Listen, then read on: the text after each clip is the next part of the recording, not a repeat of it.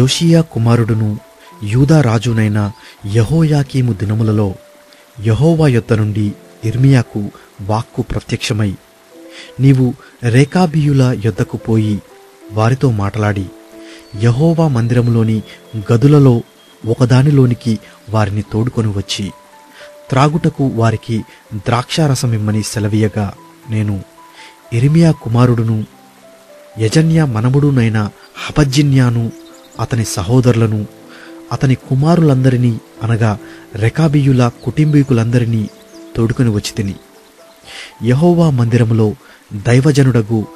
దైవజనుడగు ఇద్గల్యా కుమారుడైన హానాను కుమారుల గదిలోనికి వారిని తీసుకుని వచ్చి తిని, అది రాజుల గదికి సమీపమున ద్వారపాలకుడును షల్లూము కుమారుడునైన మయషేయ గదికి పైగా ఉండెను.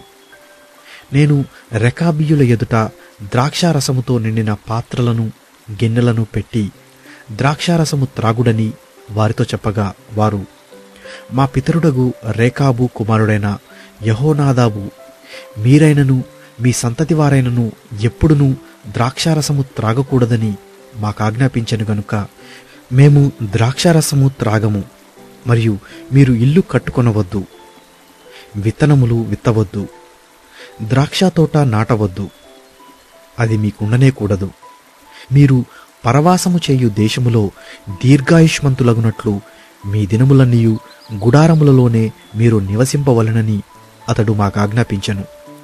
కావున మా పితరుడైన రేకాబు కుమారుడగు యెహోనాదాబు మాకాజ్ఞాపించిన సమస్త విషయములలో అతని మాటను బట్టి మేము గాని మా భార్యలు గాని మా కుమారులు గాని మా కుమార్తెలు గాని ద్రాక్షారసము త్రాగుటలేదు.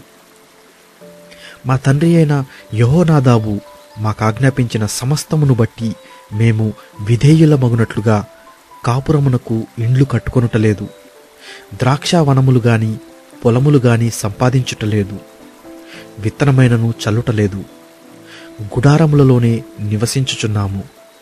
అయితే బబులోను రాజైన నెబుకద్రేజరు ఈ దేశములో ప్రవేశింపగా కల్దీయుల దండునకును సిరియనుల దండులకును భయపడి, మనము యెరూషలేమునకు పోదము రండని మేము చెప్పుకొంటిమి గనుక మేము యెరూషలేములో కాపురమున్నామని చెప్పిరి. అంతట యెహోవా వాక్కు యిర్మీయాకు ప్రత్యక్షమై ఈలాగు సెలవిచ్చెను. ఇశ్రాయేలు దేవుడగు యెహోవా సెలవిచ్చున్నదేమనగా, నీవు వెళ్ళి యూదావారికిని యెరూషలేము నివాసులకును ఈ మాట ప్రకటింపుము. యెహోవా వాక్కు ఇదే, మీరు శిక్షకు లోబడి నా మాటలను అంగీకరింపరా? ఇదే యెహోవా వాక్కు.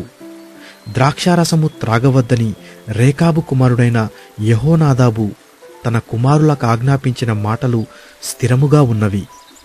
నేటి వరకు తమ పితరుని ఆజ్ఞకు విధేయులై వారు ద్రాక్షారసము త్రాగకున్నారు.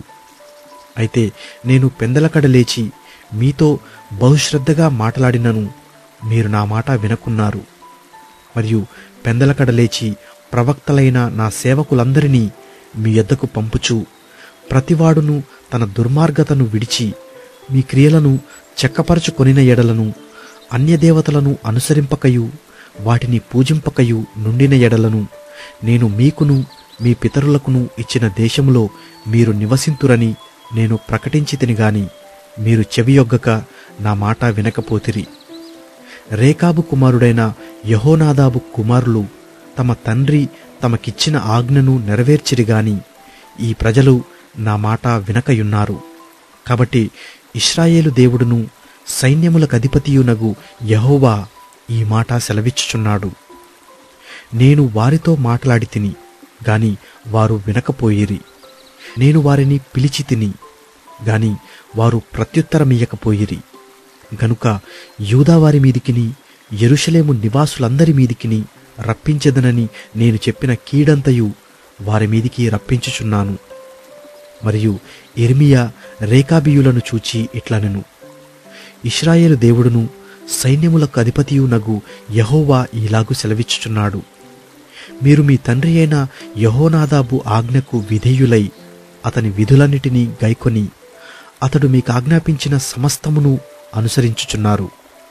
కాబట్టి ఇశ్రాయేలు దేవుడును సైన్యములకు అధిపతియునగు యెహోవా సెలవిచ్చినదేమనగా, నా సన్నిధిలో నిలుచుటకు రేకాబు కుమారుడైన యెహోనాదాబునకు సంతతివాడు ఎన్నడూ నుండక మానడు.